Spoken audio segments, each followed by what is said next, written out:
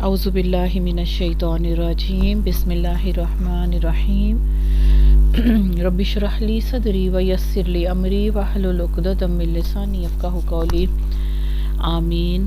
अस्सलामु अलैकुम व रहमतुल्लाहि व बरकातुहू। 29वां पारा सूरह मुल्क।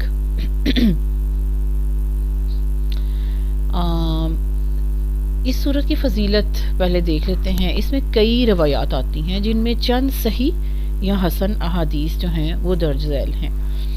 यहाँ पर मैं आपके सामने 3 से 4 अहादीस रखूँगी इसकी फ़जीलत में। पहली हदीस अबू हुरैरा रज़ियल्लाहु ताला अन्हु से मरवी है। रसूलुल्लाह सल्लल्लाहु अलैहि वसल्लम ने फरमाया, तिरमिज़ी की हदीस है फ़ज़ाइल कुरान के अंदर, कुरान की एक सूरत ने जिसकी 30 आयात हैं, एक आदमी के लिए सिफारिश की यहाँ तक कि इसे बख्श दिया गया, और वो सूरत तबारकल्लज़ी बियदिहिल मुल्क है। ठीक है। अब आप देखें सही अल्फाज के अंदर इस सूरत का नाम लेकर इसकी फ़जीलत के अंदर ये बात आती है। पहली बात तो यह कि 30 आयात हैं इसकी, और एक आदमी के लिए इसने यहाँ तक सिफारिश की कि इसे बख्श दिया गया। नंबर 2, अनस रज़ियल्लाहु ताला अन्हु से रवायत है, रसूलुल्लाह सल्लल्लाहु अलैहि वसल्लम ने फरमाया, ये सही जामे सगीर और सही अलबानी उसके अंदर ये हदीस मौजूद है। कुरान की एक सूरत ने जिसकी 30 आयात हैं अपने पढ़ने वाले की तरफ से झगड़ा किया, यहाँ तक कि इसे जन्नत में दाखिल करवा दिया, और वो सूरत तबारकल्लज़ी यानी सूरह मुल्क है। तीसरी हदीस है इब्न मसूद रज़ियल्लाहु ताला अन्हु से रवायत है, सिलसिला अहादीस सहीहा के अंदर प्यारे नबी सल्लल्लाहु अलैहि वसल्लम सोते नहीं थे यहाँ तक कि अलिफ लाम मीम तंजीलु और तबारकल्लज़ी बियदिल मुल्क पढ़ते। ठीक है। चौथी हदीस इसकी फ़जीलत में है, जाबिर बिन अब्दुल्लाह रज़ियल्लाहु ताला अन्हुमा से रवायत है कि नबी अकरम सल्लल्लाहु अलैहि वसल्लम सोते नहीं थे यहाँ तक कि अलिफ लाम मीम तंजीलु और तबारकल्लज़ी बियदिल मुल्क जब तक पढ़ नहीं लेते थे। ठीक है। तो इससे हमें क्या पता चला कि रात को सोने से पहले इस सूरत का जो है इसको पढ़ना, इसकी तलावत करना अज़ाब कब्र से और जन्नत में दाखिले की वजह बनती है। और ये वो सूरत है जो कि इन पढ़ने वाले की तरफ से झगड़ा करती है या सिफारिश करती है और उसको जन्नत में दाखिले का बायस बनती है। खुद भी पढ़ें, अपने बच्चों को भी इसकी याद दहानी करवाएं, पक्की आदत करवाएं। ठीक है। इंशाल्लाह इससे मुझे और आपको बहुत फ़ायदा होने वाला है इंशाल्लाह ताला। चलिए शुरू करते हैं। बिस्मिल्लाहिर्रहमानिर्रहीम। शुरू अल्लाह के नाम से जो बड़ा मेहरबान और नहायत रहम करने वाला है। तबारकल्लज़ी बियदिहिल मुल्क व हुवा अला कुल्ली शैइन क़दीर अल्लज़ी खलक़ल मौत वल हयाता लियब्लुवकुम अय्युकुम अहसनु अमला व हुवल अज़ीज़ुल गफ़ूर। बहुत ही बरकत वाला है वो कि तमाम बादशाही सिर्फ उसके हाथ में है और वो हर चीज़ पर पूरी तरह कादिर है। आयत नंबर 1 में यानी कि इंतहाई बरकत वाला। बरकत वाला का क्या मतलब होता है? बरकतुन के माना है ज़्यादा होना, बड़ा होना, और तबारका यानी वो खैर और वो भलाई में सारी कायनात से बेइंतहा बड़ा हुआ है अल्लाह की ज़ात, और बुलंदी और बड़ाई और एहसान अलगर्ज हर लिहाज से इसकी ज़ात बेहद व हिसाब खूबियों और भलाइयों की जामे है। ठीक है। किसकी ज़ात? मेरे और आपके रब की। हाँ। और बियादी ही का मतलब क्या है? सिर्फ उसके हाथ में है, यानी सारी की सारी बादशाही, सारी की सारी बरकत, हर किस्म की भलाई, हर किस्म की खैर, हर तरह की बुलंदी, हर तरह की बड़ाई, हर तरह का एहसान, सुबहान अल्लाह, वो ज़ात है सिर्फ एक जिसके हाथ में सिर्फ उसी के हाथ में دنیا کی بادشاہی. پھر اللہ تعالیٰ نے یہ کیسے فرما دیا کہ تمام بادشاہی صرف اس کے لیے اس کے ہاتھ میں ہے؟ یہاں ایک سوال یہ پیدا ہوتا ہے، دنیا میں بادشاہ تو بہت ہے. جواب یہ ہے کہ دنیا کا سارا نظام ایک دوسرے کی محتاجی پر چل رہا ہے. رعایا اپنی ضروریات مثلا جان مال عزت آبرو دین اور ایمان کی حفاظت کے لیے بادشاہ کی محتاج ہوتی ہے، اور بادشاہ اپنے کام چلانے کے لیے رعایا کا محتاج ہوتا ہے. ایسا ہی ہے نا دنیا کا سسٹم. اگر وہ اس کا ساتھ ہی نہ دیں اور اسے ٹیکس ہی نہ دیں تو وہ ایک لمحہ کے لیے بھی بادشاہ نہیں رہ سکتا. ٹھیک ہے، سورہ زخرف میں بھی یہی نقطہ بیان کیا گیا تھا آیت نمبر 32 میں، تاکہ ان کا بعض کو تابع بنا لے. اللہ تعالیٰ نے اس لیے دنیا کے اندر بادشاہی اور محتاجی پیدا کی ہے. تو اسی طرح تمام بادشاہوں کا بادشاہ کون ہے؟ صرف اللہ کی ذات. اور اس کے علاوہ دنیا میں کوئی بادشاہ ایسا ہے یا محکوم ایک دوسرے کے محتاج ہونے کے باوجود دونوں میں سے کسی کے پاس کسی کے ہاتھ میں فی الحقیقت کچھ بھی نہیں ہوتا. اور ان کی اپنی دولت، دنیا کے بادشاہوں کی اپنی دولت اور ان کی فقر، صحت اور بیماری، عزت اور ذلت، فتح شکست، جوانی بڑھاپا، نفع نقصان، موت اور حیات، الغرض سب کچھ اللہ مالک الملک کے ہاتھ میں ہی ہے. تو پھر یہ کہنے میں کیا مبالغہ ہے کہ تمام بادشاہی صرف اللہ ہی کے ہاتھ میں ہے؟ دوسرا کوئی بادشاہ ہے بھی تو نام کا ہی بادشاہ ہے بس. حقیقت میں بادشاہ ایک ہی ہے، باقی سب گدا ہیں، سب فقیر ہیں. ٹھیک ہے، کیونکہ اللہ تعالیٰ نے خود ہی فرما دیا نا، یا ایھا الناس انتم الفقراء الی اللہ، تم سارے کے سارے جو ہے ہو سارے کے سارے اللہ کے سامنے محتاج ہو. اور اللہ نے فرمایا وَهُوَ عَلَى كُلِّ شَيْءٍ قدیر، یعنی وہ اپنی ہر چاہت اور ہر چیز پر قادر ہے، جو چاہے کر سکتا ہے. اپنی چاہت پر وہ قادر ہے، اپنی ہر چاہت پر وہی قادر ہے، جو چاہے کرتا ہے، کر سکتا ہے. اور دنیا کے بادشاہوں کی طرح نہیں ہے کہ جن کی بے شمار چاہتیں پوری ہونے کی بجائے حسرتیں بن کے ان کے ساتھ قبر میں دفن ہو جاتی ہیں. ابھی دیکھیں جن دنوں میں میں یہ ریکارڈنگ کر رہی ہوں، ایک دن پہلے انگلینڈ کا بادشاہ جو ہے وہ ملکہ مری ہے 90 سال کی ہو کے، اور اس کے تخت کے انتظار میں وہ حسرت لیے ہوئے اس کا جو بیٹا ہے شہزادہ، وہ 90 پلس ہوا پڑا ہے، اور کچھ نہیں تو 85 پلس تو ہوا پڑا ہے. اور اسی حسرت میں بال سفید ہیں، جھریاں آ گئی ہیں، نہ کوئی جوانی کے مزے رہے ہیں، نہ کوئی عیش کے مزے رہے ہیں، اور اب اس کی تاج پوشی ہو رہی ہے. یہ کس طرح کے بادشاہ ہیں؟ کئی دنیابی تو یہ بن گیا نا، دنیا کے کئی بادشاہ تو اپنی چاہتے لیے ہی قبروں میں منو مٹی تلے دفن ہو جاتے ہیں. ان کی چاہتیں بھی اور وہ لوگ بھی. ایک ہی بادشاہ ہے، سب بادشاہوں کا بادشاہ، حقیقی بادشاہ، اور وہ ہر چیز پر قدرت رکھتا ہے، ہر چیز پر، اپنی خواہشات پر وہ قادر ہے، اپنی چاہت پر وہ خود قادر ہے. سبحان اللہ. الذی خلق الموت والحیات لیبلوکم ایکم احسن عملا، جس نے موت اور زندگی کو پیدا کیا تاکہ تمہیں آزمائے کہ تم میں سے کون عمل میں زیادہ اچھا ہے، اور وہی سب پر غالب ہے، بے حد بخشنے والا ہے. یہاں اللہ تعالیٰ نے اپنی پیدا کی ہوئی چند چیزوں کا ذکر فرمایا جو مخلوق کی قدرت سے باہر ہیں، تاکہ انسان کے دل میں اللہ کی قدرت کا پورا یقین جم جائے. اس مقام پر آیت نمبر 2 میں اپنی قدرتوں میں سے پہلی چیز اللہ تعالیٰ نے موت اور دوسری چیز حیات ذکر فرمائی، کیونکہ موت اور زندگی میں انسان کے تمام ہی حال پورے آ جاتے ہیں. اس کی ہر چیز موت اور زندگی کے اندر آ جاتی ہے.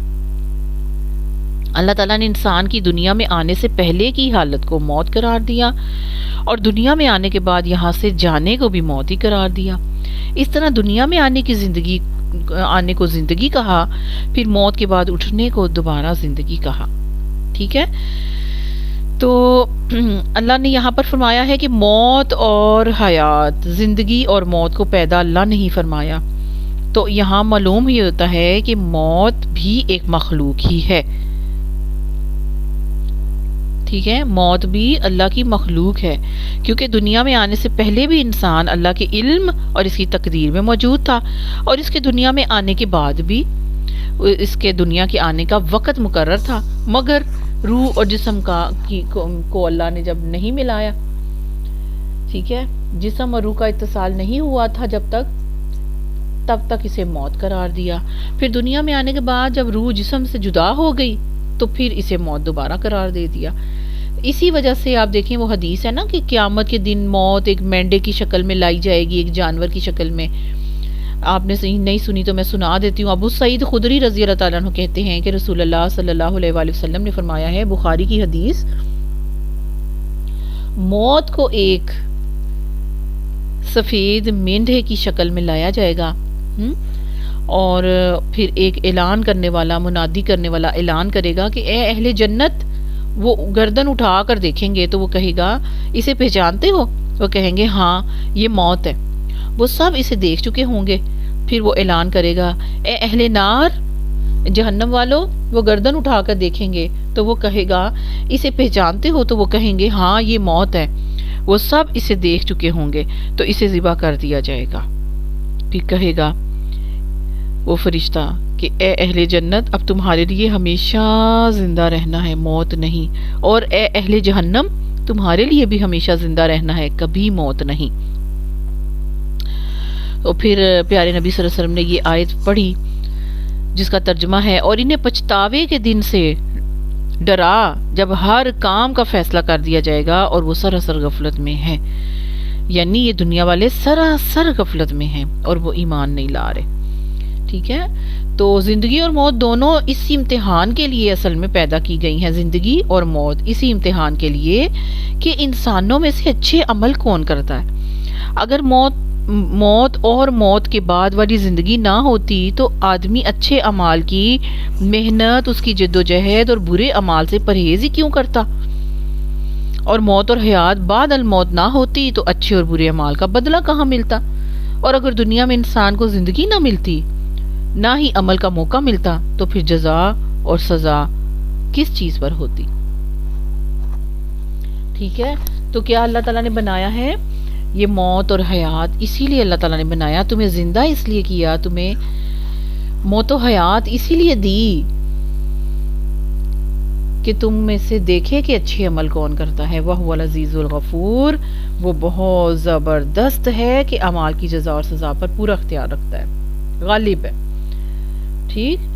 تو اللہ تعالیٰ کی اس صفت کو ہمیشہ یاد رکھنا چاہیے، نیک عمل کرتے ہوئے بھی اور برائیوں سے بچتے ہوئے بھی، اور یہ برائیوں کا خیال اگر آتا ہے اس وقت بھی کہ اللہ بہت زبردست ہے اور بڑا ہی غفور و رحیم بھی ہے کہ وہ ہماری ہر خطا کو معاف کرتا ہے۔ اگلی آیت میں فرمایا الذی خلق سبع سماوات طباقا، وہ جس نے 7 آسمان اوپر اور نیچے پیدا فرمائے ہیں، اوپر نیچے طباقا، وَتَرَى فِي خَلْقِ الرَّحْمَنِ مِن تفاوت، رحمان کے پیدا کیے ہوئے میں تو کوئی کمی بیشی نہیں دیکھے گا۔ فَرْجِعِ الْبَصَرَ، پس نگاہ کو لوٹاؤ، یعنی بار بار، هَلْ تَرَى مِن فُطُورٍ، کیا تجھے کسی طرح کی کوئی کٹی پھٹی، ہاں کوئی سلوٹ والی، کوئی ڈیفیکٹڈ، کوئی ایسی جگہ نظر آتی ہیں آسمان میں؟ نہیں۔ اللہ کا سوال ہے کہ تمہیں نگاہ اٹھا کے بار بار دیکھو، لٹاؤ اپنی نگاہوں کو، کیا تجھے کسی طرح کی کوئی کٹی پھٹی جگہیں آسمان میں نظر آتی ہیں؟ پھر بار بار نگاہ کو لٹاؤ، ثم ارجع البصر کرتین ينقلب الیک البصر خاسئا وهو حسیر، بار بار اپنی نظروں کو لٹاؤ، نظر ناکام ہو کر تیری طرف پلٹ آئے گی اور وہ تھکی ہوئی ہوگی، یعنی نظر تمہاری تھک جائے گی، پلٹ کر واپس آئے گی، لیکن تمہیں کوئی رکھنا وہاں نظر نہیں آئے گا۔ وہ آسمان اوپر نیچے بنے ہوئے ایسے شاندار، اتنے مضبوط کہ وہاں تمہیں کسی قسم کی کوئی سلوٹ نہیں نظر آئے گی، کہیں کوئی خلا نہیں نظر آ رہا، کہیں کوئی اللہ اکبر اونچ نیچ، کہیں کوئی خرابی نظر نہیں آئے گی، تمہاری نظریں تھک جائیں گی۔ وَلَقَدْ زَيَّنَّا السَّمَاءَ الدُّنْيَا بِمَصَابِيحَ وَجَعَلْنَاهَا رَجُومًا لِلشَّيَاطِينِ، اور بلا شبہ یقیناً ہم نے قریب کے آسمانوں کو چراغوں کے ساتھ زینت بخشی ہے، یعنی آسمان دنیا کو، اور ہم نے انہیں شیطانوں کو مارنے کے آلے بھی بنایا، اور ہم نے ان کے لیے بھڑکتی ہوئی آگ کا عذاب تیار کر رکھا ہے، شیاطین کے لیے۔ ہم اور خاص ان لوگوں کے لیے جنہوں نے اپنے رب کا انکار کیا جہنم کا عذاب ہے اور وہ بہت برا ٹھکانہ ہے۔ آیت نمبر 6 میں اللہ تعالیٰ فرماتے ہیں کہ پہلی 5 آیات میں اللہ تعالیٰ نے جو توحید اور قیامت کے دلائل بیان کر دیے ہیں نا، وہ کافی ہیں سمجھنے کے لیے۔ اب ان لوگوں کا انجام ذکر ہو رہا ہے جنہوں نے اکیلے ایک واحد اللہ کو ماننے سے انکار کیا، کہ ان کے لیے پھر جہنم کا عذاب ہے۔ ٹھیک ہے، للذین کفروا، یہ آیا خبر پہلے آنے کی وجہ سے ترجمہ ہوا، خاص ان لوگوں کے لیے کیا گیا ہے یہاں پر ترجمہ، کہ خاص ان لوگوں کے لیے جہنم، جنہوں نے رب کا انکار کیا ہے نا، ایک ہونے کا، جہنم کا عذاب ان کے لیے تیار ہے، بہت برا ٹھکانہ ہے، استغفر اللہ۔ آیت نمبر 7 میں اللہ فرماتے ہیں اذا القوا فیہا سمعوا لہا شہیقا وہی تفور تکاد تمیز من الغیظ کلما القی فیہا فوج سألہم خزنتها الم یأتکم نذیر۔ جب وہ اس میں ڈالے جائیں گے اور اس کے لیے گدھے کے زور سے چیخنے جیسی آواز سنیں گے اور وہ جوش مار رہی ہوگی، قریب ہی ہوگی کہ غصے سے وہ پھٹ جائے۔ تکاد تمیز من الغیظ، جب بھی کوئی گروہ اس میں ڈالا جائے گا جہنمیوں کا، اس کے نگران اس سے پوچھیں گے الم یأتکم نذیر، کیا تمہارے پاس کوئی ڈرانے والا نہیں آیا تھا؟ آیت نمبر 6، 7، 8 ہاں، اور 9 کو بھی ساتھ ملا لیجئے۔ کہیں گے، وہ کہیں گے کیوں نہیں، بلا قد جاءنا نذیر فکذبنا وقلنا ما نزل اللہ من شیء ان انتم الا فی ضلال کبیر۔ وہ کہیں گے کیوں نہیں، آئے تھے، یقیناً ہمارے پاس ڈرانے والا آیا تو ہم نے جھٹلا دیا اور ہم نے کہا کہ اللہ نے کوئی چیز نہیں اتاری، تم تو ایک بڑی گمراہی میں پڑے ہوئے ہو۔ تو یہ ان کا جواب ہوگا، وہ اپنے آپ کو خود گواہی یہ دے رہے ہوں گے کہ ہم نے یہ خطا کی، ہمارے پاس تو ڈرانے والے آئے تھے، بتانے والے آئے تھے، ہمارے پاس آخری نبی کی نام بھی پہنچا تھا، ان کا فرمان بھی پہنچا تھا، ان کا کلام بھی پہنچا تھا، قرآن کے بارے میں بھی ہم نے سنا تھا، واعظ و نصیحت کرنے والے بھی آئے تھے، یعنی ہر ٹائپ کے لوگ اس کے اندر آ جائیں گے۔ منکرین حق بھی اس کے اندر ہوں گے، بالکل ٹوٹلی انکار کرنے والے، مشرک، اہل کتاب، مسلمان بھی اس طبقے میں آ جائیں گے جنہوں نے کہ اللہ تعالیٰ کی پکار کی طرف لگانے والے لوگوں کو، علماء حق کو، ان کی مانی نہیں، ان کا انکار کیا یا اپنے عمل سے انکار کر ڈالا۔ تو ان کا جواب خود سن لیجئے۔ اور پھر یہاں آیت نمبر 7 میں ہمیں یہ بھی پتہ چلتا ہے کہ گدھے کی طرح کی آواز، زفیرن، ٹھیک ہے، شہیقن، زفیرن، یعنی اس طرح کی آواز، جہنم جب انہیں دور سے دیکھے گی تو وہ جہنم کے سخت غصے کی اور گدھے کی طرح چلانے کی آوازیں سنیں گے، ساتھ ہی جہنمیوں کے چیخنے چلانے کی جو آوازیں آ رہی ہوں گی وہ بھی گدھے کی آوازوں جیسی ہی ہوں گی۔ اللہ تعالیٰ نے کیونکہ فرمایا ہے سورہ ہود کے اندر فَأَمَّا الَّذِينَ شَقَوْا فَفِي النَّارِ لَهُمْ فِيهَا زَفِيرٌ وَشَهِيقٌ، تو وہ لوگ جو بدبخت ہوئے سو وہ آگ میں ہوں گے، ان کے لیے گدھے کی طرح آواز کھینچنا ہے اور نکالنا ہے۔ اتنی آواز بیٹھ جائے گی، بھدی ہو جائے گی، اتنا گلا پھاڑ پھاڑ کے چیخ چلا کے، اتنی شدت کے عذاب کی وجہ سے گلے بھی بیٹھ جائیں گے، آواز گندی بھدی گدھے کی طرح کی ہو جائے گی۔ استغفر اللہ ربی من کل ذنب واتوب الیہ۔ تمیز من الغیظ کا کیا مطلب ہے؟ یعنی اس کا جو ہے پھٹنے والی ہوگی غصے کی طرح، غصے کے اندر آ کے، اس آگ کا صاحب شعور ہونا ہمیں یہاں پر پتہ چلتا ہے، اور کفار پر سخت غصہ ہونا ظاہر ہو رہا ہے، اس سے ہم انکار نہیں کر سکتے۔ جہنم کے اس وقت کے سخت غصے اور جوش و خروش کا نقشہ اس سے بھی بہتر الفاظ میں کہیں نہیں کھینچا جا سکتا، اس سے بہتر الفاظ ہو ہی نہیں سکتے۔ جہنم میں جب بھی کسی نئے گروہ کے لوگ پھینکے جائیں گے تو جہنم کے نگران فرشتے ان نئے آنے والوں سے پوچھیں گے کیا تمہارے پاس کوئی ڈرانے والا نہیں آیا تھا؟ یہ سوال ہر گروہ سے ہوگا، ہر بار ہوگا، اور اس لیے نہیں ہوگا کہ فرشتوں کو معلوم ہی نہیں ہے کہ ان کے پاس ڈرانے والے آئے تھے یا نہیں، بلکہ وہ ایک تعجب کے ساتھ اظہار کے لیے ہوگا کہ اللہ کی طرف سے پیغمبروں اور دین کی دعوت دینے والوں کے ڈرانے کے باوجود تم ایمان نہیں لائے، اور جان بوجھ کر جہنم کا، پھر اس کا مطلب ہے تم ایندھن بن گئے ہو۔ اور دوسرا ان پر حجت بھی قائم ہو جائے گی، کیونکہ جب وہ سوال کرے گا تو خود ان کے منہوں سے نکلے گا، ان کے منہ سے نکلوانے کے لیے حجت قائم ہو جائے گی۔ وہ یہی کہیں گے کہ انہیں نہ تو بے خبری تھی بلکہ ظلم کے ساتھ بھی نہیں پھینکا جا رہا، نہ وہ بے خبر تھے، بلکہ وہ جانتے تھے اور جرم کے ساتھ ہی وہ یہاں پر آئے ہیں، اصل میں وہ اسی کے حقدار تھے۔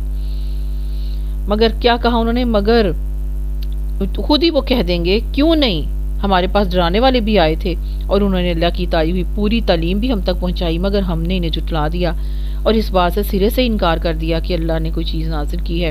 البتہ بلکہ وہ یہ بھی مانیں گے کہ ہم ہی الٹا گمراہی میں مبتلا تھے۔ اب یہ حال نقشہ دیکھ لیں، جو نہیں مان رہے، جو پیارے نبی صلی اللہ علیہ وسلم کو ڈینائی کر رہے ہیں، جو قرآن پاک کو ڈینائی کر رہے ہیں، مکہ کے اس دور کے اندر جب یہ آیات اتر رہی تھیں، جب اس کا ماحول یہ بنا ہوا تھا، سننے والے کن کانوں سے سن رہے تھے، ان کے اندر کون سی بے حسی تھی، وہ ان کا انکار کس طرح سے ان کا انکار تھا، حالانکہ کوئی کسر نہیں چھوڑی گئی۔ پھر ان سے کیا کہا جائے گا؟ اور پھر وہ کیا کہیں گے؟ اور وہ کہیں گے کہ اگر ہم سنتے ہوتے یا سمجھتے ہوتے تو بھڑکتی ہوئی آگ والوں میں سے ہم نہ ہوتے۔ ہاں کیا کہتے ہیں؟ ان انتم الا فی ضلال کبیر وقالوا لو كنا نسمع او نعقل ما كنا فی اصحاب السعیر، ہم پھر اس میں نہ ہوتے۔ وہ اب حسرت اور افسوس سے یہ بات کہیں گے۔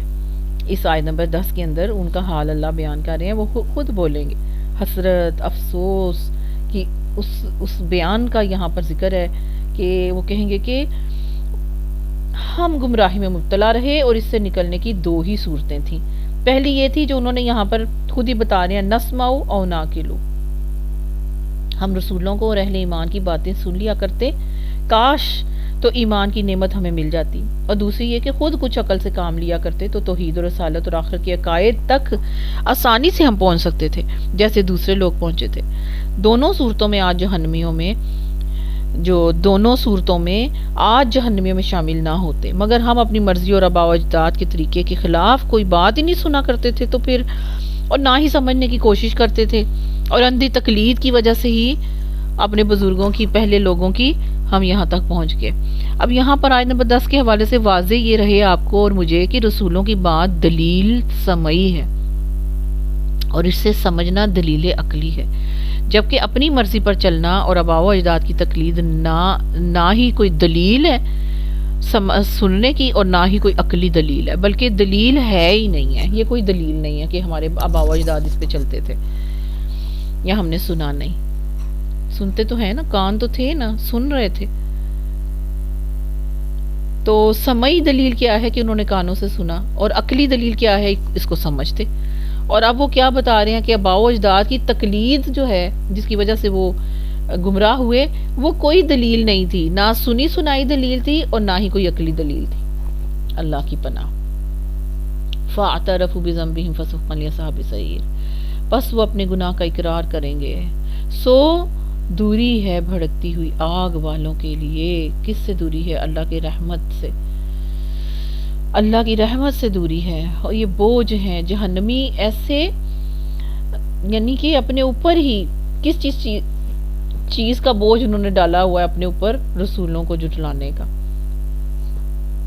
آخرت کے انکار کا، گناہوں کا بوجھ، اپنا گناہوں کا بوجھ، دوسروں کو ڈیٹریکٹ کرنے کا بوجھ، یہ سارا کچھ اٹھائے ہوئے وہ جائیں گے۔ اصل گناہ ایک ہی گناہ تھا اصل میں، ٹھیک ہے، گناہ کا اقرار بھی کر لیا انہوں نے، اور ایک ہی گناہ تھا، اور اس کی پھر دیکھیں آگے کتنے بوجھ بن گئے۔ ان الذین یخشون ربہم بالغیب لہم مغفرۃ واجر کبیر، اور یقیناً وہ لوگ اپنے رب سے جو بغیر دیکھے ڈرتے ہیں، ان کے لیے تو بڑی بخشش اور بڑا اجر ہے، اور تم اپنی بات کو چھپاؤ یا اسے بلند آواز سے کرو برابر ہے، یقیناً وہ سینوں والی بات کو خوب جاننے والا ہے، وہ نیتوں کو جانتا ہے۔ اپنی بات چاہے تم چھپا کے کرو یا بلند آواز سے کرو، اللہ ایسی ذات ہے جو سب کچھ جانتا ہے، بلکہ وہ تو اس سے بھی بڑھ کر دلوں کے ارادے، دلوں کی نیتیں جو زبان پر آ کر قول بننے کی منزل تک نہیں پہنچتی، انہیں بھی جانتا ہے۔ مخلوق بیچاری نہ چھپی بات کو جانتی ہے اور نہ ہی ایک وقت میں بہت سے لوگوں کی اونچی آواز سے کی ہوئی باتوں کو جان سکتی ہے۔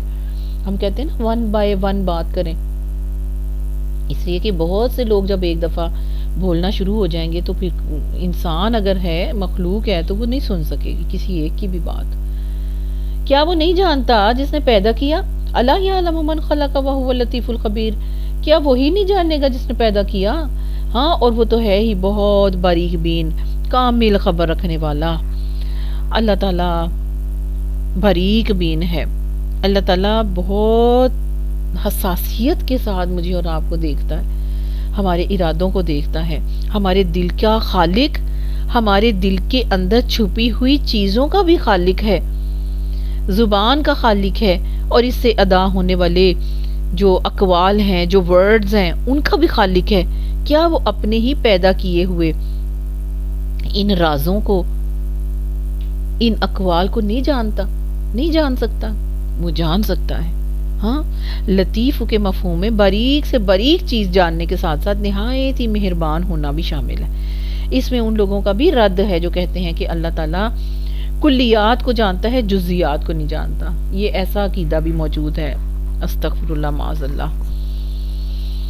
وَهُوَ الَّذِي جَعَلَ لَكُمُ الْأَرْضَ ذُلُولًا فَامْشُوا فِي مَنَاكِبِهَا وَكُلُوا مِن رِزْقِهِ وَإِلَيْهِ النُّشُورُ۔ آیت نمبر 15۔ وہی ہے جس نے تمہارے لیے زمین کو تابع بنا دیا، سو اس کے کندھوں پر تم چلو اور اس کے دیے ہوئے میں سے تم کھاؤ، اور اسی کی طرف تمہیں دوبارہ اٹھ کر جانا ہے۔ کیا تم اس سے بے خبر ہو گئے ہو جو آسمان میں ہے؟ کیا تم بے خوف ہو گئے ہو؟ اَأَمِنْتُم مَّن فِي السَّمَاءِ أَن يَخْسِفَ بِكُمُ الْأَرْضَ، کیا تم اس سے بے خوف ہو گئے ہو جو آسمان میں ہے؟ یہ دیکھیں نا، اب اللہ کہاں ہے؟ اللہ آسمان میں ہے، خود ہی بتا رہا ہے، جس کا معنی بلندی ہے۔ اَأَمِنْتُم مَّن فِي السَّمَاءِ، جس کا معنی بلندی ہے۔ ہر وہ چیز جو اوپر ہو اس کو سماء کہہ لیتے ہیں۔ تو یہاں سے ہمیں یہ پتہ چلتا ہے کہ رسول اللہ صلی اللہ علیہ وسلم نے فرمایا، معاویہ بن حکم سلمہ رضی اللہ تعالیٰ عنہ نے فرمایا ہے، رسول اللہ صلی اللہ علیہ وسلم نے اپنی ایک لونڈی کے متعلق پوچھا کہ کیا میں اسے آزاد کر دوں؟ آپ صلی اللہ علیہ وسلم نے فرمایا کہ اسے میرے پاس لے کے آؤ۔ میں اسے آپ کے پاس لے کر آیا تو آپ نے پوچھا، آئین اللہ، اللہ کہاں ہے؟ اس نے کہا فی السماء، آسمان میں۔ آپ صلی اللہ علیہ وسلم نے فرمایا، من انا، میں کون ہوں؟ اس نے کہا انت رسول اللہ، آپ اللہ کے رسول ہیں صلی اللہ علیہ وسلم۔ آپ صلی اللہ علیہ وسلم نے فرمایا کہ اسے آزاد کر دو، یہ مومنہ ہے۔ تو تمام سلف صالحین کا یہی عقیدہ ہے۔ بعد کے لوگ جو یونانی فلسفے سے متاثر ہو گئے، انہوں نے اللہ کی صفت یعنی اوپر ہونے کی صفت کو انکار کر دیا۔ کسی نے کہا وہ لا مکان ہے، کسی نے کہا وہ ہر جگہ ہے، اور قرآن و حدیث کی صاف نصوص کی تعویل کی۔ بعض لوگ تو یہاں تک پہنچ گئے کہ اللہ تعالیٰ کے متعلق یہ سوال کرنا ہی کفر ہے کہ اللہ کہاں ہے۔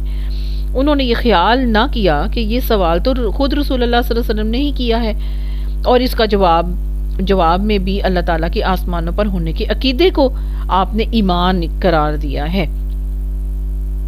ٹھیک ہے، تو آپ دیکھیں کہ کیا نعوذ باللہ یہ فتویٰ رسول اللہ صلی اللہ علیہ وسلم پر بھی لگایا جائے گا؟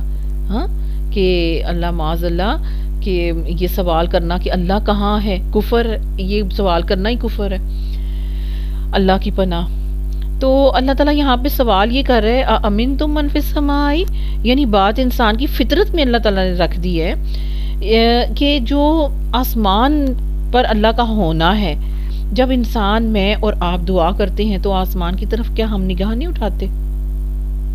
مگر یہ جو فلسفے کے مارے ہوئے لوگ ہیں، یہ حضرات کبھی تو یہ کہتے ہیں کہ اس کا مطلب تو پھر یہ ہوا نا کہ آسمانوں پر بیٹھا ہوا ہے، کبھی کہتے ہیں پھر کیا وہ آسمان میں رہتا ہے، اس طرح تو وہ آسمان کا محتاج ہو گیا، جبکہ آسمان و زمین خود اس نے پیدا کیے ہیں۔ حالانکہ سلف صالحین کے عقیدے کے مطابق وہ لفظ اللہ کے متعلق استعمال کرنا جائز نہیں جو اس نے خود اپنے متعلق استعمال نہ کیا ہو۔ اب یہ کس نے کہا کہ اللہ تعالیٰ کھڑا ہے یا بیٹھا ہے؟ تو قرآن مجید میں اور حدیث کے سے اللہ تعالیٰ کا بلندی کی جانب ہونا اور عرش پر موجود ہونا ثابت ہے۔ اس کی کیفیت کہ وہ کھڑا ہے یا بیٹھا ہے کسی کو معلوم نہیں، اور وہ عرش کا یا بلندی کا محتاج بھی نہیں ہے، بلکہ اس کے عرش پر ہونے کے باوجود عرش خود اسی کا محتاج ہے، اور اس نے عرش اور آسمان و زمین کو تھام رکھا ہے۔ مخلوق میں کئی چیزیں ہیں جو اوپر ہیں، مگر ان کے نیچے کی چیزیں اپنے قیام میں ان کی محتاج ہیں۔ اللہ تعالیٰ کی مثال تو اس سے بھی بہت بلند ہے، مومن جب بھی اللہ کا تصور کرتا ہے یا اس سے دعا کرتا ہے یا اس کا دھیان جاتا ہے تو اسے یقین یہی ہوتا ہے کہ اس کا پروردگار آسمانوں کے اوپر عرش پر ہے اور اپنے رب سے تعلق جوڑنے میں کوئی الجھن نہیں اس کو ہوتی. اور یہ جو طویلوں میں پھنس جاتے ہیں، پھنسے ہوئے جو لوگ ہیں، یہ فیصلہ ہی نہیں کر پاتے کہ ان کا رب کہاں ہے جس کی طرف وہ توجہ کریں. وہ لامکاں کے چکروں میں سے نکل ہی نہیں پاتے. تو اسلام سمجھ لیجئے کہ فطری اور سادہ عقائد کو چھوڑ کر فلسفی بھول بھلیاں اختیار کرنے کا یہی انجام ہے. اسلام کے فطری اور سادہ عقائد کو چھوڑ کر اس طرح کے فلسفی کی بھول بھلیوں کو اختیار کرنے کا بس پھر یہی انجام ہے کہ ان کو پتہ ہی نہیں ہوتا کہ کس طرف رخ کرنا ہے، رب کہاں ہے. اللہ اکبر. کیا تم کیا تم اس سے بے خوف ہوگے ہو جو آسمانوں میں ہے اور وہ تمہیں زمین میں دھنسا دے تو اچانک وہ حرکت کرنے لگے. ہاں، یعنی کہ تم اللہ تعالیٰ کی قدرتیں ہیں، اللہ تعالیٰ سے تم بے خوف ہو گئے ہو. ام امنتم من فی السماء ان یرسل علیکم حاصبا فحاسبا فستعلمون کیف نذیر. یا تم اس سے بے خوف ہو گئے ہو جو آسمان میں ہے کہ وہ تم پر پتھراؤ والی آندھی بھیج دے، پھر عنقریب تم جان لو گے کہ میرا ڈرانا کیسا ہے. اور بلا شبہ یقیناً ان لوگوں نے بھی جھٹلایا جو اس سے پہلے تھے. پھر کس طرح تھا میرا سزا دینا؟ اور کیا انہوں نے اپنے اوپر پرندوں کو اس حال میں نہیں دیکھا کہ وہ پر پھیلائے ہوئے ہوتے ہیں اور کبھی سکیڑ لیتے ہیں؟ رحمان کے سوا انہیں کوئی تھام نہیں رہا ہوتا اس وقت. یقیناً وہ ہر چیز کو خوب دیکھنے والا ہے. یعنی کہ اب تم دیکھو تو صحیح کہ آسمان و زمین کے درمیان جو پرندے ہیں اکثر کبھی اپنے پروں کو پھیلاتے ہیں، اڑ رہے ہوتے ہیں، کبھی اپنے پر جو ہے پھیلاتے ہیں، کبھی مارتے ہیں، فضا کی بلندیوں میں جاتے ہیں. ہاں، تو یقیناً وہ ایک رب ہے جو ہر چیز کو خوب دیکھنے والا ہے. فضا میں اڑتے ہوئے پرندوں کو وہی تھامے ہوئے اصل میں، ہوا میں معلق زمین کو گرنے سے بچانے والا وہی ہے، اور آسمانوں کو ستونوں کے بغیر ان کی جگہ قائم رکھنے والا بھی وہی ہے. اب آپ دیکھیں کہ آسمان اور زمین، دیکھیں ان آسمانوں کے اندر خلاؤں فضاؤں کے اندر ہماری زمین اسی طرح سے معلق ہے جس طرح سے ہم آسمان پر پرندے کو دیکھتے ہیں. کبھی وہ اپنا پر پھیلاتا ہے، کبھی سکیڑتا ہے، اور اس کو کس نے تھاما ہوا ہے؟ اللہ نے. اسی طرح ہماری زمین جو فلوٹ کر رہی ہے اس خلا کے اندر، اس کو کس نے تھاما ہوا ہے؟ اللہ نے، بغیر ستونوں کے. ٹھیک ہے، اس کو آپ ذرا ایکسپیرینس کریے گا، آپ دیکھیے گا پرندے کو کہ اس پرندے کو کس نے تھاما ہوا ہے فضاؤں کے اندر، اس کو گرنے نہیں دیتا، اس کو مرنے نہیں دیتا، اس کو ختم نہیں ہونے دیتا، اس کو چلاتا ہے، اڑاتا ہے، گھماتا ہے، پھراتا ہے، لوٹاتا ہے. اسی طرح سے زمین و آسمان کو بھی اللہ تعالیٰ نے ہی تھاما ہوا ہے. سبحان اللہ، وہی اس کی دیکھ بھال کر رہا ہے مسلسل. اس ساری کائنات کی ہر چیز کی نگرانی اور دیکھ بھال وہی کر رہا ہے، وہی اسے تھامے ہوا ہے. اگر وہ ایک لمحے کے لیے بھی توجہ ہٹا لے نا تو سب کچھ فنا ہو جائے. میری اور آپ کی زمین ہلنے لگے، ڈولنے لگے، اور اتنی تیزی سے یہ چکر کاٹنے لگے کہ اس کے اوپر کوئی زیرو باقی زندہ نہ بچے. تو کس نے اس کو تھام رکھا ہے؟ کس نے اس کو انتظام میں ڈھالا ہوا ہے؟ کس نے اس کو اتنا آرگنائز کیا ہوا ہے ایک قاعدے کے اندر، ایک قانون کے اندر؟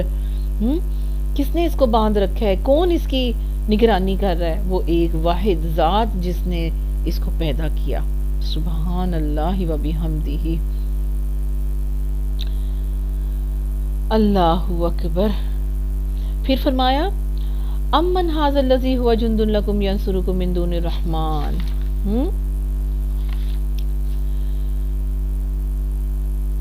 ان الکافرون الا فی غرور. آیت نمبر 20 کے اندر اللہ تعالیٰ کیا فرما رہے ہیں؟ یا کون ہے وہ جو تمہارا لشکر ہو، تمہاری جو مدد کرے رحمان کے مقابلے میں؟ کافر دھوکے کے سوا کسی کھاتے میں نہیں ہے. یعنی ان کو صرف دھوکہ ہی لگ رہا ہے اور وہ کسی کھاتے میں نہیں، وہ درست بھی نہیں، وہ حق پر بھی نہیں. جو وہ انکار کر رہے ہیں محض دھوکہ کھا رہے ہیں، اور جس میں شیطان نے انہیں مبتلا کر رکھا ہے. یا وہ کون ہے جو تمہیں رزق دے اگر وہ اپنا رزق روک لے، بلکہ وہ سرکشی اور بدکنے پر اڑے ہوئے ہیں، یعنی اپنی ہٹ دھرمی نہیں چھوڑ رہے. یہاں پر ہمیں صاف پتہ چل رہا ہے جو کہ ان کے کرتوت ہیں جو مکہ والے کر رہے تھے اس مقابلے میں. افمن یمشی مکبا علی وجہہ اہدی امن یمشی سویا علی صراط مستقیم. تو کیا وہ شخص جو اپنے منہ کے بل الٹا ہو کر چلتا ہے زیادہ ہدایت پر ہے، یا وہ جو سیدھا ہو کر درست راستے پر چلتا ہے؟ جو ٹھوکر کھاتا، اٹھتا بیٹھتا، زخم کھاتا، لہو لہان ہوتا، وہ بل کھاتا، الٹا پلٹا چلتا، منہ کے بر گرتا، وہ ہدایت یافتہ ہے، یا وہ جو سیدھا ہو کر درست راستے کی سمت چلتا چلا جاتا ہے، بڑھتا چلا جاتا ہے؟ کہہ دے وہی ہے جس نے تمہیں پیدا کیا اور تمہارے لیے کان اور آنکھیں اور دل بنائے، تم کم ہی شکر کرتے ہو. یہ وہ چیزیں ہیں، کان، آنکھیں، دل، جن کے بارے میں سوال ہوگا. ہاں اللہ تعالیٰ تیرا شکر ہے، اللہ تیرا شکر ہے کہ تو نے ہمیں کان، آنکھیں اور دل عطا فرمائے ہیں.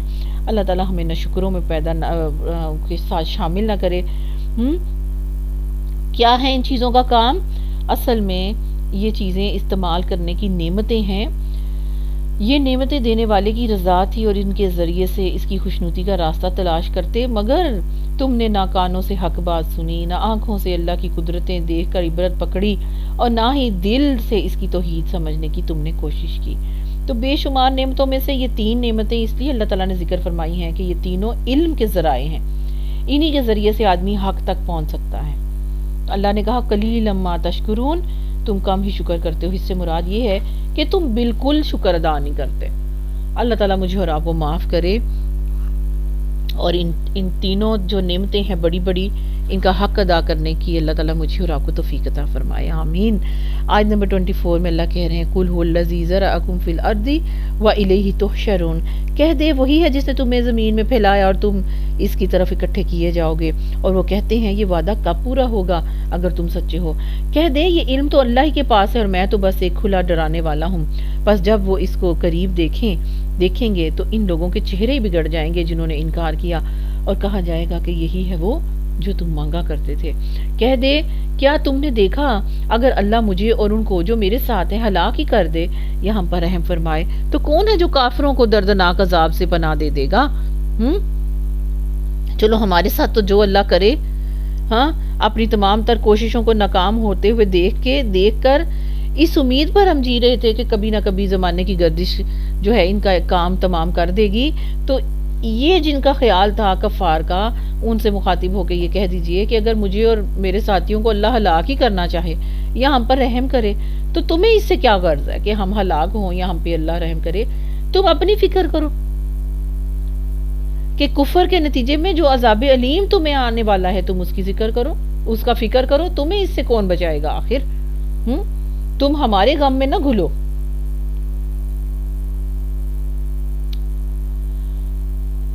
کہہ دے کیا تم نے دیکھا اگر اللہ مجھے اور ان کو جو میرے ساتھ ہلاک ہیں ان کو ہلاک کر دے جو میرے ساتھ ہیں، یا ہم پر رحم کرے تو کون ہے جو کافروں کو دردناک عذاب سے پناہ دے گا؟ کہہ دے وہی ہے بے حد رحم کرنے والا. ہم اس پر ایمان لائے اور ہم نے اسی پر بھروسہ کیا تو تم عنقریب جان لوگے کہ وہ کون ہے جو کھلی گمراہی میں ہے. کہہ دے کیا تم نے دیکھا اگر تمہارا پانی گہرا چلا جائے، نیچے زمینوں کے اندر اتر جائے تو کون ہے جو تمہارے پاس بہتا ہوا پانی لائے گا؟ یہ یہاں 30 آیتیں کمپلیٹ ہوئی. یعنی وہ رحمان وہ رحیم، اس پہ ہم ایمان لائے. وہ ہم اتنا رحیم ہے کہ اگر ہمیں وہ ہلاک بھی کرے یا ہم پر وہ رحم کرے، دونوں صورتوں میں ہماری امیدیں اسی سے وابستہ ہیں، کیونکہ وہی رحمان ہے اور کوئی نہیں جو ہم پر رحم کر سکے. ہمارا اس پر ایمان اور اسی پر بھروسہ ہے. اس لیے مجھے اور آپ کو اس میسج کے ساتھ اسی پر ایمان مکمل پختہ بھروسہ رکھنا چاہیے، اور اس کے علاوہ کسی سے کوئی امید نہیں، کسی سے کوئی طلبگاری نہیں. اور پھر جو نہیں مانتے تو تم جو اس کے علاوہ بھی کسی سے رحم کی امیدوار ہو، طلبگار ہو، جلد ہی جب آنکھیں بند ہوتے ہی تم جان لوگے کہ کھلی گمراہی میں کون تھا. زیادہ دیر نہیں لگے گی.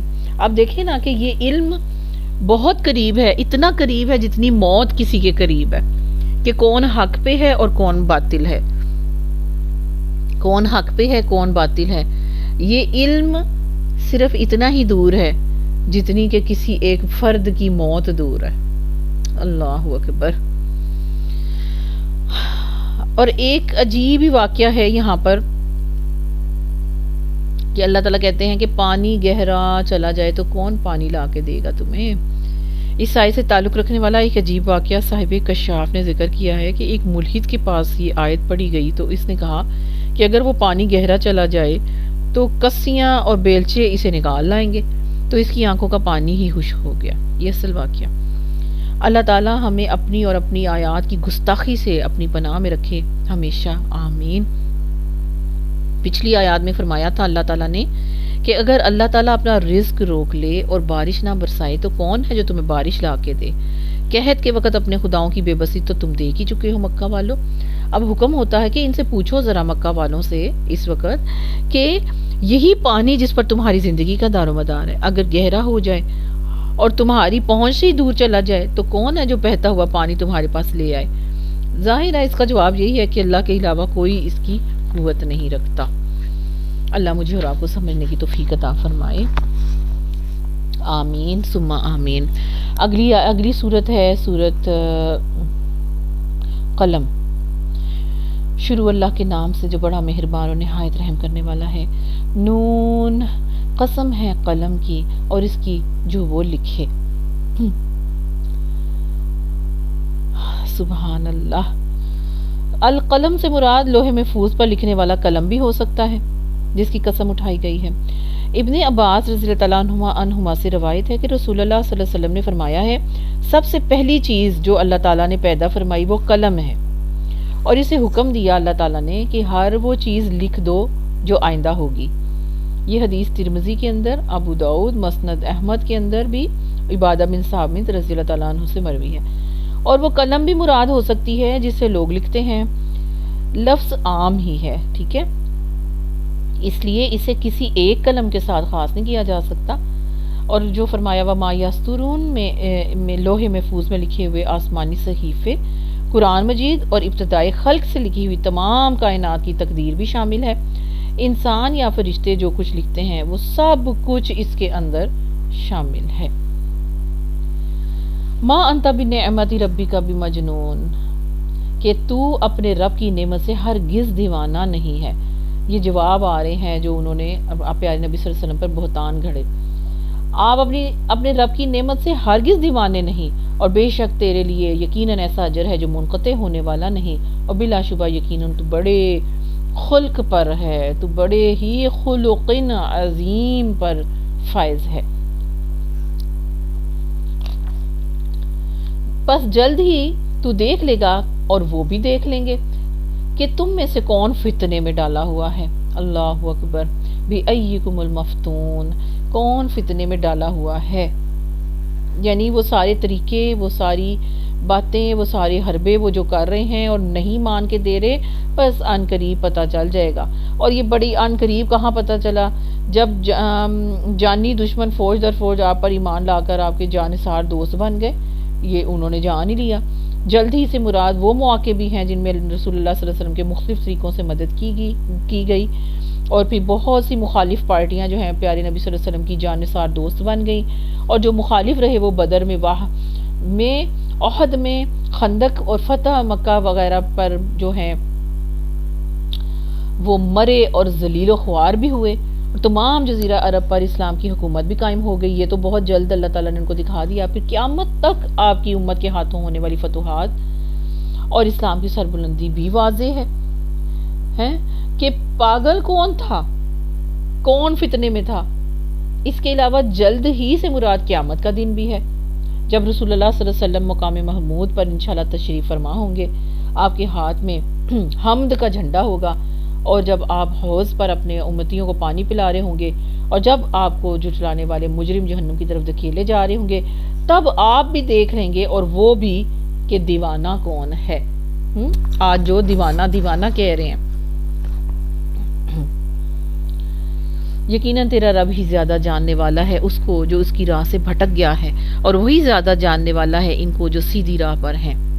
پس تو ان جھٹلانے والوں کا کہنا نہ مان. وہ چاہتے ہیں کاش تو نرمی کرے تو وہ بھی نرمی کریں. یعنی وہ کہتے ہیں بس یہ ڈھیلا پڑ جائے تو ہم بھی ڈھیلے پڑ جائیں. یعنی یہ نرم بات کہنا شروع کر دے ہمارے بتوں کے بارے میں تو ہم بھی پھر ڈھیلے پڑ جائیں. اور تو کسی بہت قسمیں کھانے والے ذلیل کا کہنا نہ مان. بہت قسمیں کھانے والا، مہین، حقیر، ذلیل انسان۔ حقیر اور ذلیل یہ دونوں صفتیں ایک دوسرے کو لازم ہیں۔ زیادہ قسمیں کھانے سے آدمی لوگوں کی نظر میں ویسے ہی ذلیل ہو جاتا ہے، اور لوگوں کی نگاہوں میں ذلیل اور بے اعتماد ہونے ہی کی وجہ سے وہ زیادہ قسمیں بھی کھا رہا ہوتا ہے تاکہ اس کی بات کا یقین کرنے لگ جائیں۔ تو اس وجہ سے پھر لوگوں کے دل میں اس کی عزت کا اعتبار بھی نہیں رہتا۔ اچھا، یہ اب جو ایسی خصلتوں والے شخص کو کا کہنا نہ مان، یہ جو حکم ہے اس لیے ہے کہ ان خصلتوں والا ہر شخص آیت کا جو اس کے اندر فٹ ہوگا وہی ہوگا جو اس طرح کی جس کے اندر یہ عادات ہوں گی۔ اس سے پہلی آیات میں مکذبین کی اطاعت سے منع فرمایا، اب انہی جھٹلانے والوں کا ذکر ان خصلتوں کے ساتھ کیا گیا ہے جو دین کو جھٹلانے کی وجہ سے عام طور پر آدمی میں پیدا ہو جایا کرتی ہیں۔ یہ سب کفر کی صفات ہیں، آدمی کو کوشش یہی کرنی چاہیے کہ ان میں سے کوئی خصلت اس کے اندر پیدا نہ ہونے پائے۔ میرے اور آپ کے لیے اس کے اندر یہی حکم ہے۔ جو بہت تانا دینے والا، چگلی میں بہت دوڑ دھوپ کرنے والا، خیر کو بہت روکنے والا اور حد سے بڑھنے والا سخت گناہ گار ہے۔ ٹھیک ہے، تو اپنی یہ چگلی خرابی ڈالنے کے لیے کسی کی بات دوسرے تک پہنچا دینا، بہت چلنے والا، دوڑ دھوپ کرنے والا، تانے کے اندر عیب لگانے والا، ٹھیک ہے، اس سے تو بس یعنی کہ ہٹ جا۔ تو اللہ تعالیٰ نے کیا فرمایا؟ ظلم کی دو قسمیں ہیں۔ پہلی قسم کا جو حق ہے وہ آدمی اس کے ذمے جو روک لیتا ہے، ادا نہیں کرتا۔ دوسری قسم پر وہ زیادتی کرتا ہے، ٹھیک ہے، یعنی وہ کیا کرتا ہے؟ گناہ اور زیادتی پر ایک دوسرے کی مدد نہ کرنے کا حکم ہے۔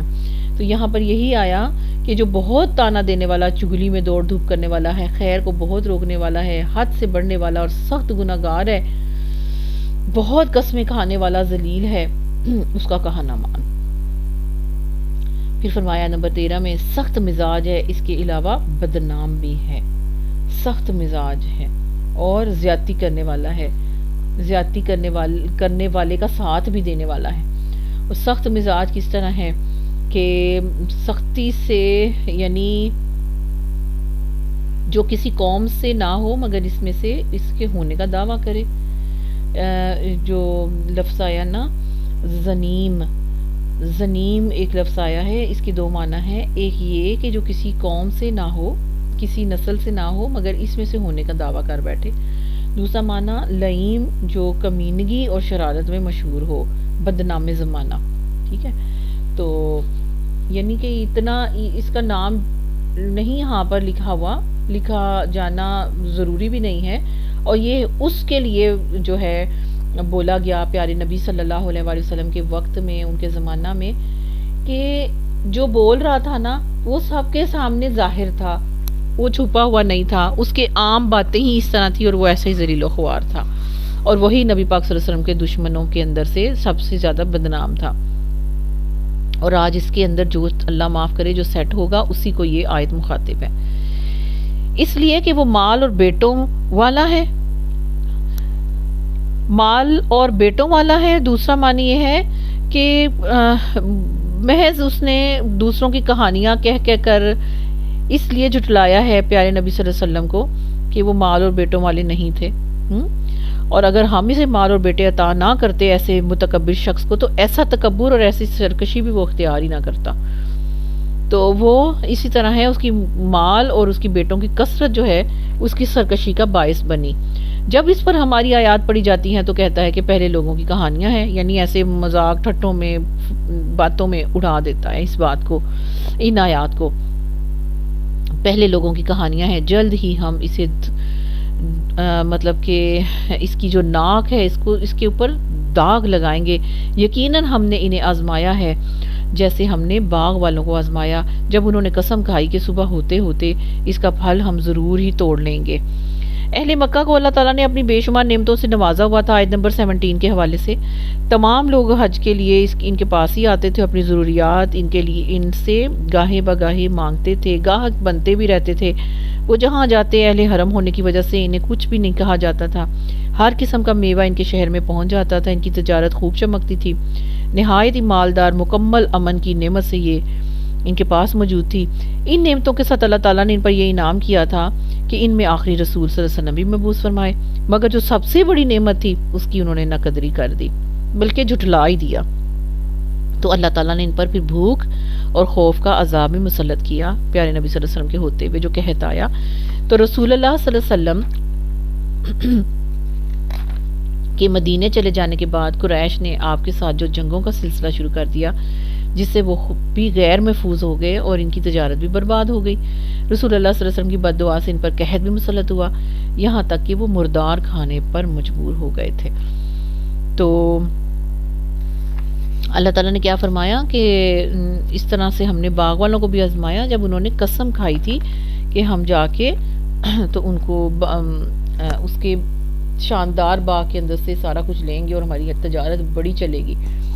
تو یہاں پر اہل مکہ کی ناشکری اور اس پر سزا کے بطور مثال ایک باغ والوں کا قصہ سنایا گیا ہے۔ یہ اصل میں چند بھائی تھے جنہیں اللہ تعالیٰ نے بہت شاندار باغ عطا کیے تھے، مگر بچائے اس کے کہ وہ اللہ کی نعمت سمجھ کر اس میں سے اللہ کا حصہ نکالتے، انہوں نے قسم کھا لی کہ صبح ہوتے ہی اس کا پھل توڑ لیں گے اور کسی مسکین کو جن کا حصہ بنتا ہے صدقہ نکالنا ہے ان کو آنے ہی نہیں دیں گے اور انہیں اس میں سے کچھ بھی نہیں دیں گے، مگر اللہ تعالیٰ کے حکم سے ان کے جانے سے پہلے ہی آگ لگنے پر یا کسی اور آسمانی آفت سے باغ برباد ہو گیا۔ صبح گئے تو وہاں کچھ بھی نہیں تھا۔ تو یہ باغ کہاں تھا اور باغ والے کون تھے، قرآن میں اس کا کوئی ذکر نہیں ہے۔ تو بطور عبرت یہ بیان کرنا ہے اس کا مقصد، اس کے لیے نفس واقعہ ہی کافی ہے کہ ایسا اللہ تعالیٰ کرتے ہیں۔ اسی طرح سورۃ کہف کے اندر بھی ہم نے دیکھ لیا کہ وہاں بھی عبرت دلانے کے لیے 2 باغ رکھنے والوں کی مثال اللہ تعالیٰ نے بیان فرمائی تھی، ٹھیک ہے۔ تو اللہ تعالیٰ کہتے ہیں کہ نصیحت پکڑنی چاہیے، جو اللہ تعالیٰ جن نصیحتوں کے ساتھ مجھے اور آپ کو نصیحت کرتے ہیں، اصل مقصد یہ ہے کہ اس کی تہ تک پہنچا جائے۔ اس چھیڑ میں نہیں جانا چاہیے، اس بحث میں نہیں جانا چاہیے کہ وہ کون تھے، کہاں تھے، کب تھے، کس زمانے کی بات ہے، نام کیا تھے، اس کے پیچھے پڑ جاؤ۔ ولا یستثنون، اور وہ کوئی استثناء نہیں کر رہے تھے، یعنی اس کا مطلب یہ ہے کہ اپنے منصوبے کی کامیابی کا انہیں اتنا یقین تھا کہ انہوں نے انشاءاللہ بھی نہیں کہا، اور وہ اللہ کی قدرت اور مشیت کو بھی بھول گئے۔ دوسرا اس کا معنی یہ ہے کہ انہوں نے سارا پھل اتار لینے کی قسم کھائی تھی۔ عام طور پر پھل چنتے وقت کچھ پھل مساکین کے لیے چھوڑ دیا جاتا ہے، لیکن انہوں نے اس کا استثناء بھی نہیں کیا، ٹھیک ہے۔ تو یہ اس کا مطلب ہے۔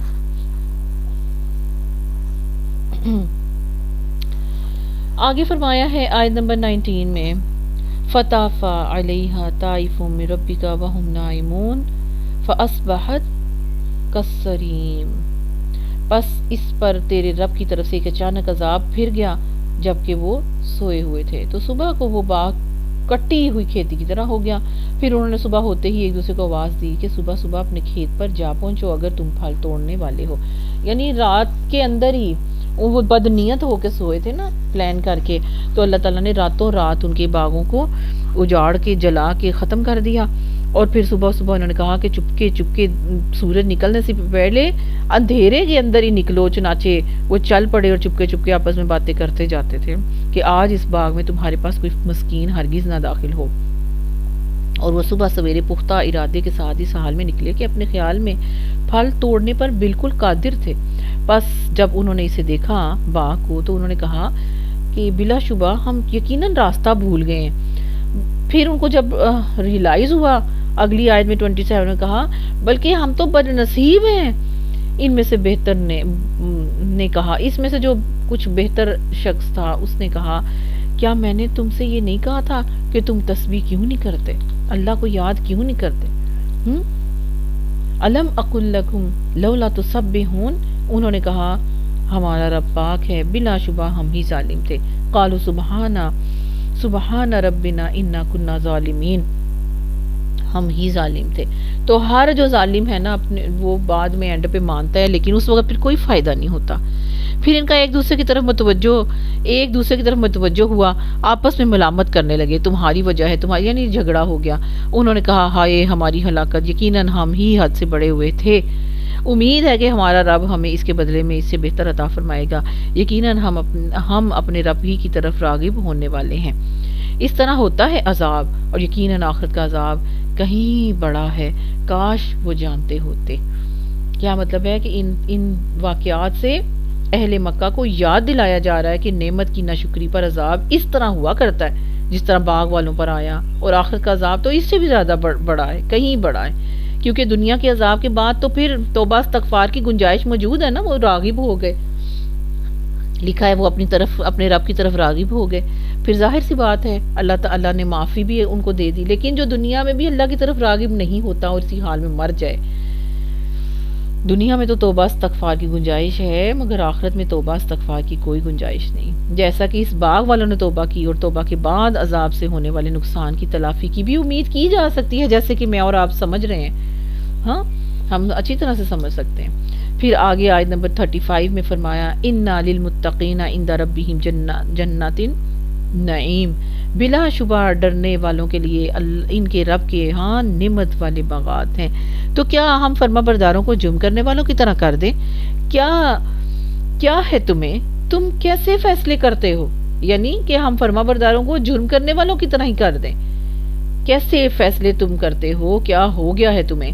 یا تمہارے پاس کوئی کتاب ہے جس میں تم یہ پڑھتے ہو کہ یہ کچھ لکھا ہوا کہ تمہارے لیے آخرت میں یقیناً وہی کچھ ہوگا جو تم پسند کرو گے؟ یا تمہارے پاس ہمارے ذمے کوئی حلفیہ عہد ہے، یا ہم نے تم سے کوئی عہد لکھا ہے جو قیامت کے دن تک جا پہنچنے والے ہیں کہ تمہارے لیے یقیناً وہی کچھ ہوگا جو تم فیصلہ کرو گے؟ ان سے پوچھ ان میں سے کون اس کا ضامن ہے، یا ان کے کوئی شریک ہیں تو وہ اپنے شریک لے آئیں اگر وہ سچے ہیں۔ جس دن پنڈلی کھولی جائے گی اور وہ سجدے کی طرف بلائے جائیں گے تو وہ طاقت نہیں رکھیں گے۔ ٹھیک ہے، اللہ تعالیٰ کی پنڈلی سے پردہ ہٹایا جائے گا اور لوگوں کو سجدے کے لیے بلایا جائے گا، تو یہی لوگ جو انکار کر رہے ہیں آج، یہ سجدہ نہیں کر سکیں گے۔ ان للمتقین عند ربہم جنات النعیم، یعنی متقین کو نعمت والی جنتیں اس دن ملیں گی جب پنڈلی سے پردہ ہٹایا جائے گا۔ اب یہ ساقن، یہ خود بخود ظاہر ہو رہا ہے کہ یہ وہ ہے جو ان لفظوں کے سادہ ترجمہ سے ہٹ کر کیا گیا ہے۔ جس دن پنڈلی کھولی جائے گی، یعنی اللہ تعالیٰ اپنی پنڈلی ظاہر فرمائیں گے اور لوگوں کو سجدے کے لیے بلایا جائے گا۔ رسول اللہ صلی اللہ علیہ وسلم کا بھی خود اس آیت کا یہی مطلب آپ نے فرمایا ہے، صحیح سند کے ساتھ آپ صلی اللہ علیہ وسلم سے یہی مروی ہے۔ بخاری کی حدیث ابو سعید خدری رضی اللہ عنہ سے روایت ہے، رسول اللہ صلی اللہ علیہ وسلم نے فرمایا ہمارا رب اپنی پنڈلی کھولے گا تو ہر مومن مرد اور مومن عورت اس کو سجدہ کریں گے، اور وہ شخص باقی رہ جائے گا جو دنیا میں دکھانے اور سنانے کے لیے سجدہ کرتا تھا۔ وہ سجدہ کرنے لگے گا تو اس کی پیٹھ ایک تختے کی طرح دوہری، یعنی دوہری نہیں ہو سکے گی۔ اور اس حدیث میں بھی صاف ظاہر ہے، الفاظ موجود ہیں کہ اللہ تعالیٰ اپنی پنڈلی کھولے گا۔ ٹھیک ہے، ایک اور مقام پر بھی ہے کہ ہر قوم جس کسی کی پرستش کرتی تھی دنیا میں، اس کے پیچھے چلی جائے گی، صلیب والے صلیب کے پیچھے، بتوں والے بتوں کے پیچھے، اور دوسرے معبودوں والے اپنے معبودوں کے پیچھے چلے جائیں گے۔ صرف وہ لوگ باقی رہ جائیں گے جو صرف اور صرف اللہ کی عبادت کرتے تھے، خواہ وہ نیک ہوں یا بد ہوں، وہ اللہ کا انتظار ہی کرتے رہیں گے۔ اللہ ان سے پوچھے گا، بخاری کی حدیث ہے، کیا تمہارے اور تمہارے رب کے درمیان کوئی نشانی ہے جسے تم پہچانتے ہو؟ وہ کہیں گے ہاں، پنڈلی ہے۔ تو اللہ تعالیٰ اپنی پنڈلی کھولے گا اور ہر مومن اسے سجدہ کرے گا۔ سبحان اللہ، ربنا جعلنا منہم، آمین۔ اس سے معلوم ہوا ہمیں کہ پنڈلی کھولنے سے مراد یہی ہے کہ اللہ تعالیٰ اپنی پنڈلی کھولے گا، اور یہ اللہ تعالیٰ کے درمیان اور اہل ایمان کے درمیان طے شدہ نشانی ہوگی، اور اس نشانی کو دیکھ کر ہی اہل ایمان رب تعالیٰ کے سامنے سجدے میں گر جائیں گے۔ یہ حدیث صحیح بخاری کے علاوہ حدیث کی دوسری کتابوں میں بھی موجود ہے۔ تو اتنی اعلیٰ درجے کی صحیح سند کے ساتھ نبی پاک صلی اللہ علیہ وسلم سے آیت کی تفسیر آنے کے بعد کسی اور تفسیر کی جو ہے نا اور تعویل کی ضرورت نہیں رہتی، اور نہ ہی کوئی گنجائش رہتی ہے، مگر چونکہ بہت سے مفسرین نے اس آیت کی اور ہی تفسیر کی ہے، اس لیے وہ بھی ذکر آپ دیکھیں، آپ پڑھ سکتے ہیں۔ تفسیر ابن کثیر میں منقول ہے بعض تابعین، مجاہد، اکرمہ وغیرہ سے، یہ تفسیر اگرچہ درست ہے اور لغت عرب میں یہ محاورہ استعمال ہوتا ہے، اللہ تعالیٰ کی پنڈلی کھولے گا، اور یہ تفسیر اس ذات گرامی نے بھی کی ہے جس پر قرآن نازل ہوا، اس لیے یہی مقدم ہے۔ البتہ دوسری تفسیروں میں کوئی تعارض نہیں اس دن اللہ تعالیٰ کی پنڈلی بھی ظاہر ہوگی اور اس دن کی شدت میں بھی کوئی شبہ نہیں۔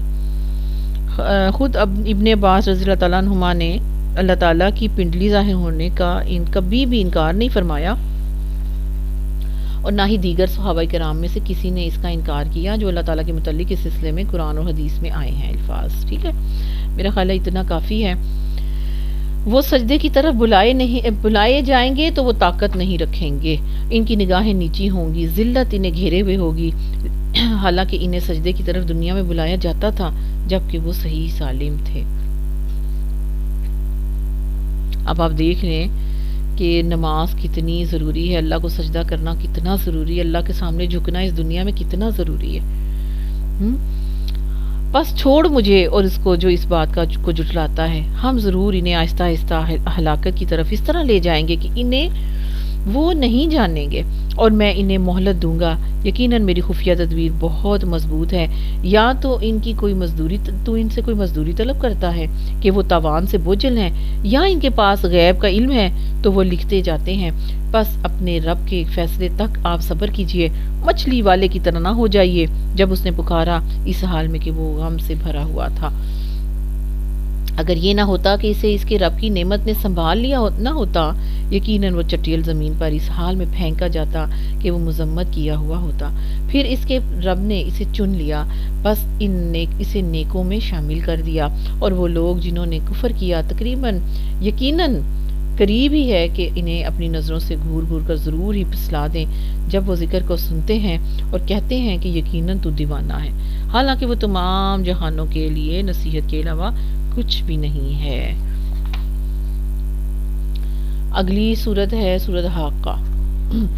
بسم اللہ الرحمن الرحیم، شروع اللہ کے نام سے جو بڑا مہربان اور نہایت رحم کرنے والا ہے۔ وہ ہو کر رہنے والی کیا ہے؟ وہ ہو کر رہنے والی، اور تجھے کس چیز نے معلوم کروا دیا کہ وہ ہو کر رہنے والی کیا ہے؟ تم کیا جانو کہ وہ ہو کے رہنے والی چیز کیا ہے؟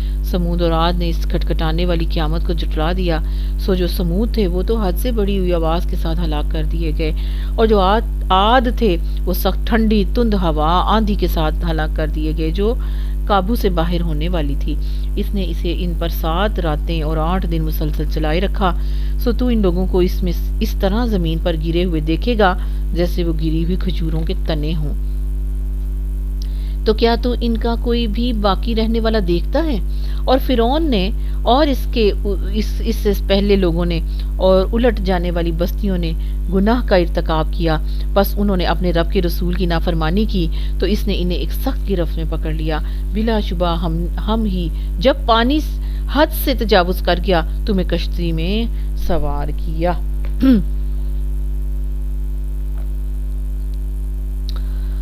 تاکہ ہم اسے تمہارے لیے ایک یاد دہانی بنا دیں اور یاد رکھنے والا کان اسے یاد رکھے۔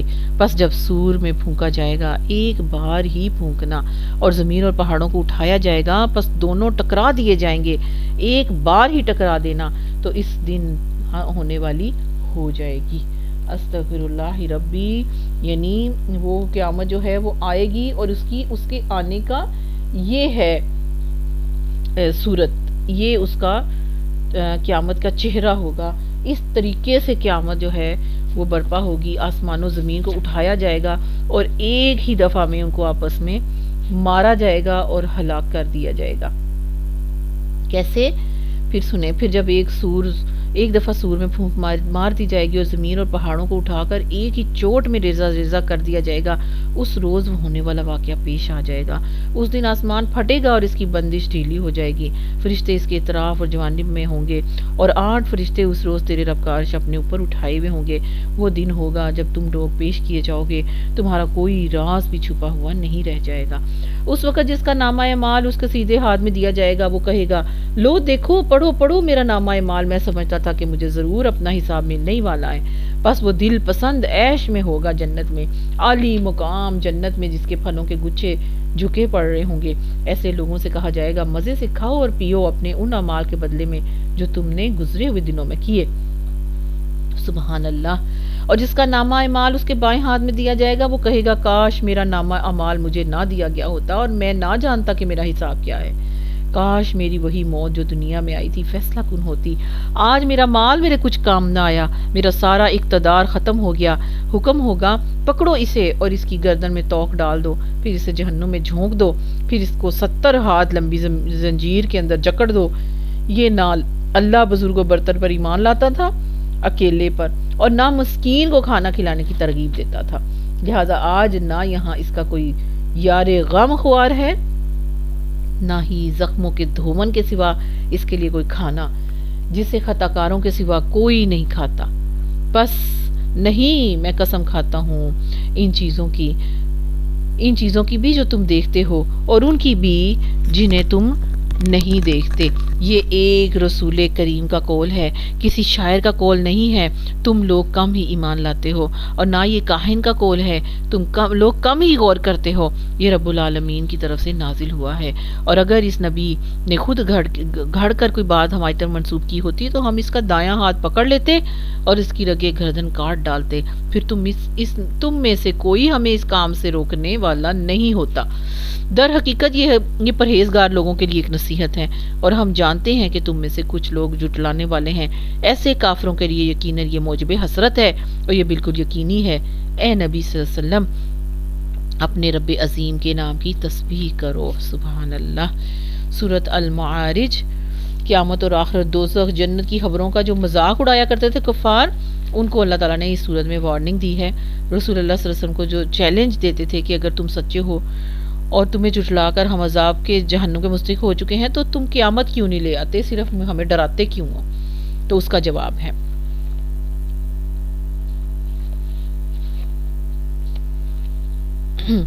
شروع اللہ کے نام سے جو بڑا مہربان اور نہایت رحم کرنے والا ہے.